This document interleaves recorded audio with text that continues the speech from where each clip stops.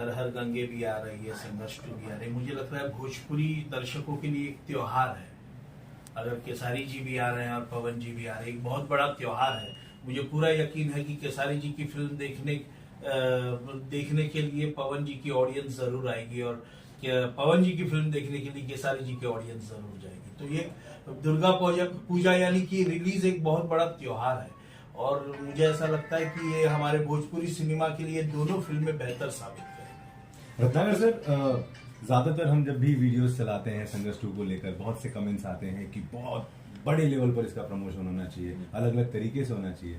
आपकी तैयारी क्या है? क्योंकि लोगों ने बहुत ज्यादा उम्मीद खेसारी सर के साथ में लगा रखी है कि संघर्ष 2 जितने महंगे बजट की है उतना ज्यादा पैसे इसके प्रमोशन के लिए भी खर्च करा जाए। तो क्या दर्शकों के लिए खर्च करने से नहीं होता, वो एक प्लान है। तो वो हम लोगों ने तो जो प्लान किया था वो तो बिल्कुल होना ही था, बट बहुत अच्छे से प्लान हो